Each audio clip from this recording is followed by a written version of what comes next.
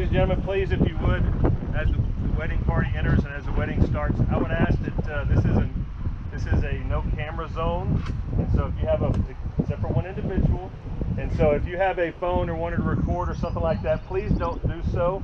It's being live streamed as well too, but please, if you put your phones or cameras or whatever way that they've requested that for the rest of the ceremony.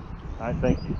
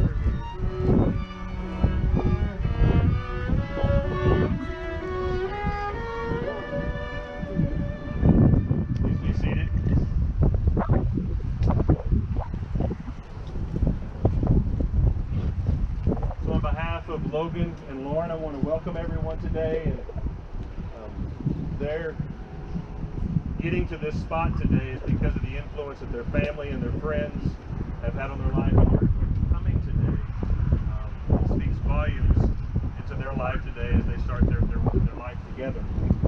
All of you have impacted them in some way. We've talked at some good and some bad. And in a moment we'll turn around and look at those folks. But we're excited that each one of you are here today.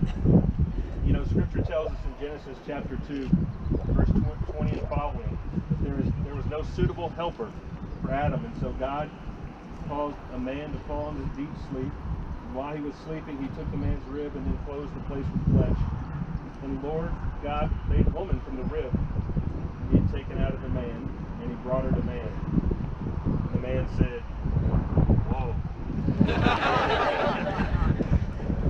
And like what you did when she turned the corner, right? Yeah. This is now bone of my bones and flesh of my flesh. She shall be called woman, for she was taken out of man. And this is why a man leaves his father and mother and is united to his wife, and they become one flesh. And so we have come to join together these two lives from these two families as God directed. And Greg, since we've come to this place understanding God's direction and intention for marriage, I ask you, who gives this woman to be married to this man? Her mother.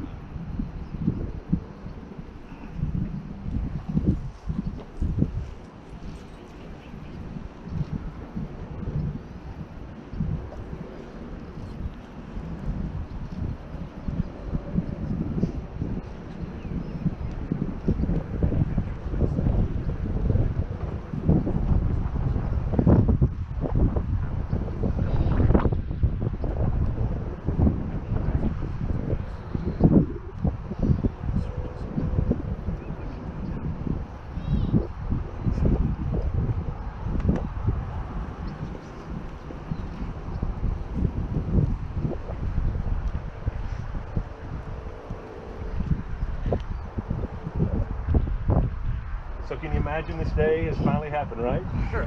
You're waiting a while, right? 4 years. Yeah, it's pretty awesome. I want you to take a moment, okay? And I want you to turn and face those in front of you. Look around. Everybody, you can wave, that's fine. I want you to look at the people that have had the impact on your life and have brought you to this place and have spoke words of life into you and have taught you and been your mentors and then look on the very front row. That's your family. Those who have touched your life and brought you up in the home they brought you up to get you to this place today. Now, look to your right and to your left and look at the people that you brought to stand with you and what they mean to you. Last night, some of you said, you were saying that you've been a good influence sometimes. Sure.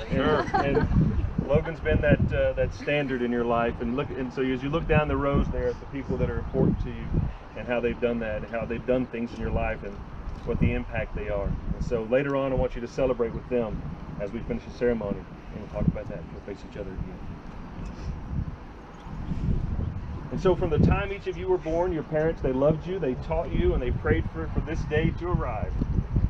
And from even before that, God had his hand upon your life. And as we talked earlier, I don't think God works by chance or by circumstance, but I think he works by his hand, by the direction and the decisions that you make and put in your hand. And think about for a minute that it was by chance maybe that you went to the same school, that it was by chance or coincidence that you were in the same music theory class.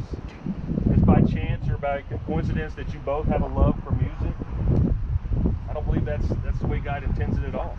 I think God meant for you guys to be together, and so he directed your decisions, and you made those decisions, but he directed your path to choose those places.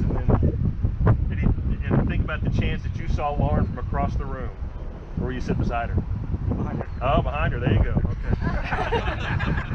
And did you choose that seat specifically, or was that just by chance? By chance. Okay, there you go. God directed you there, but he gave you and let you see Lauren, and from that day, God began to bring you guys together to this place today. And as we read earlier, God created man and woman to be together, and in that creative process, he brought you together and he formed you. But the Scripture tells us that he formed woman out of man's side, and he did that, I believe, because he wanted us to understand that you weren't going to rule over her, but you were going to walk with her, and you guys were going to walk together and be guided together and be a team and be a partnership and be a marriage, and God intended that way. He in a way, he made man better by bringing a woman about. And I just wrote down something that I thought about as I was learning this week, and that he made when he formed woman out of our side, he made us better, and he even sometimes I think he helps us to do things that we couldn't do ourselves. Like I was thinking this week about finding things even though they're right in front of our faces. And I think that God will help us with that. Yeah. Right? Okay. But I believe what God did was he helped us to understand that he had a love for us, and he wanted man and woman to be together. Scripture tells us in 1 Corinthians 13, if I were to speak in tongues of men and of angels but have no love, I am a resounding gong or a clanging cymbal. I have the gift of prophecy and can fathom all mysteries and all knowledge, and if I have faith that can move mountains but do not have love, I am nothing. If I give all my possessions to the poor and surrender my body to the flames but have not love, I gain nothing. Scripture goes on to say love is patient and love is kind. It does not envy, it does not boast, it is not proud, it is not rude, it is not self-seeking, it is not easily angered, it keeps no records of wrongs. Love does not delight in evil, but rejoices with the truth. It always protects, always trusts, always hopes, always perseveres. Love never fails. Where there are prophecies, they will cease. Where there are tongues, they will be stilled. Where there is knowledge, it will pass away. For we know in part, we prophesy in part. But when perfection comes, the imperfect disappears. When I was a child, I talked like a child, I thought like a child, I reasoned like a child. When I became a man, I put away childish things. Now we see but a poor reflection as in a mirror, but then we shall see face to face. Now I know in part, then I shall know fully, even as I am fully known. Verse 13 says, and now these three things remain, faith, hope, and love, but the greatest of these is love. And we always concentrate on love. We always talk about that. We have to understand it's all three. In order for this to work, for you guys to have the relationship that was intended for you to have, you have to have a faith in God that like never before. You have to trust him in all the things that you do. The closer you grow to him, the closer you grow to each other. You have to have a hope that God is going to fulfill the promises that he said he's going to fulfill in your lives. And a hope in each other that you're going to do what God has told you. And lastly, you have love. That you love for him, love for her, love for him the way God intended you to love each other. And I think it's important. And as we enter into this sacred ceremony ordained by God, my prayer is that both of you from this day forward will speak as Ruth spoke in chapter 1. This is what she said. Where you go, I will go. Where you lodge, I will lodge. And your people will be my people.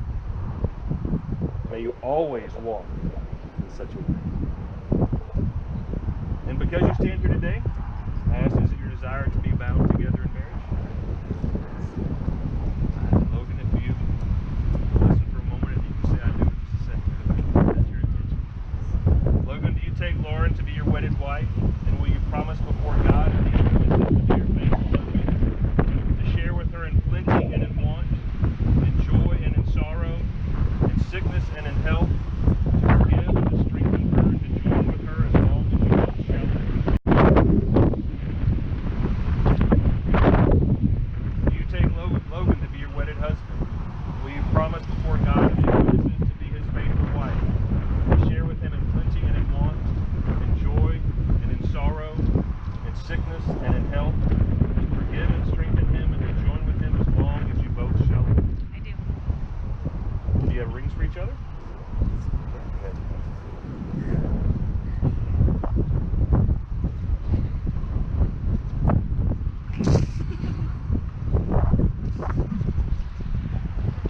So you guys both have rings for each other. And what's incredible is these rings are more than just something you put on your finger.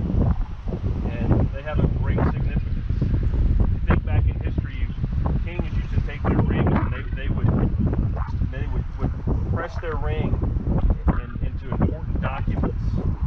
seal that document is important. They're a perfect circle. They have no end, and it's a symbolization of God's love, that there is no end to his love for us, and therefore it ought to be an example of our love for each other, of the love for the person that stands before you. They're made of precious gold, precious metals, and the metals grow more valuable with time. Finally, it's a symbol. It's a symbol to those who have gathered here today. It's a symbol to each other that you're married to each other. That today you made a commitment to each other, and that commitment is on your hand, and every single day you get to look at that. Now, there's going to be days when you're going to have to remind yourself of that ring. But it's a reminder. It's a reminder that God sealed this marriage today. That the love that you share today, that you can share in the days to come as well by looking at simply that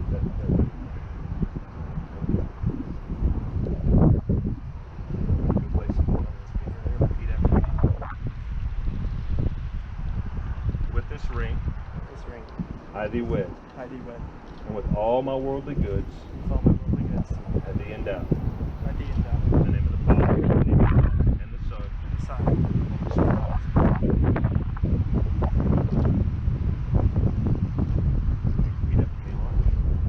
With this ring, I thee wed, and with all my worldly goods, I thee endow. In the name of the Father, and the Son.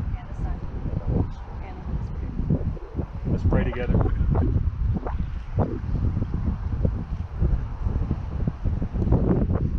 Lord, I pray today, Lord, that the love that Lauren and Logan have pledged to it today may not falter, may not grow cold, no matter what their life experiences. And Lord, may the wisdom and insight which is now theirs be enhanced by the wisdom that you give to them. Help them to discern the path for their life. May your strength and your compassion offer them protection on this course of life that you help them on. May they continue to know the happiness from this day forward. And Lord, I pray that you would provide for them physical and spiritual resources that only you can provide. Lord, grant them kindness and grant them mercy, honesty and openness. Lord, grant them love for each other as they begin their life today. It is in your name that I pray. Amen.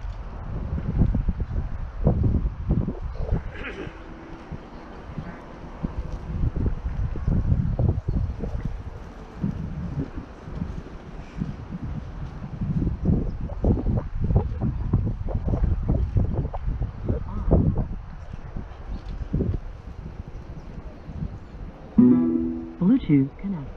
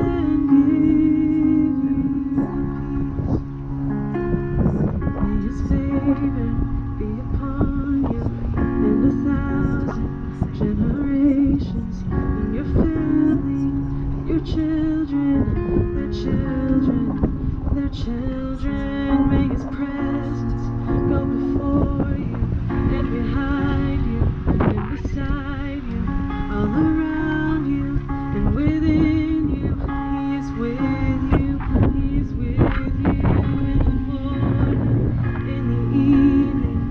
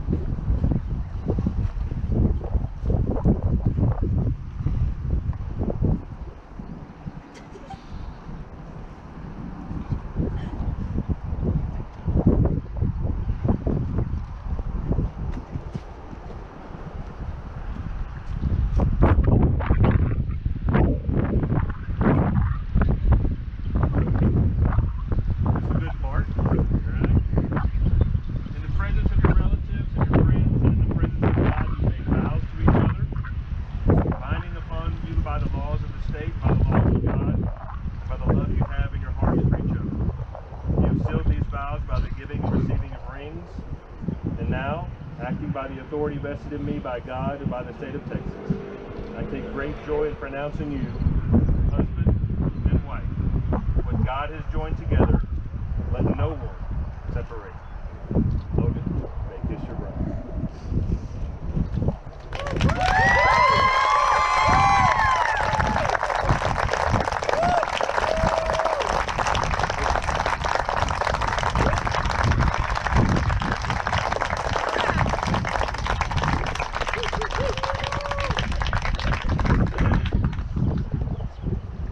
Ladies and gentlemen, it is my pleasure to present to you Mr. and Mrs. Logan Gwin.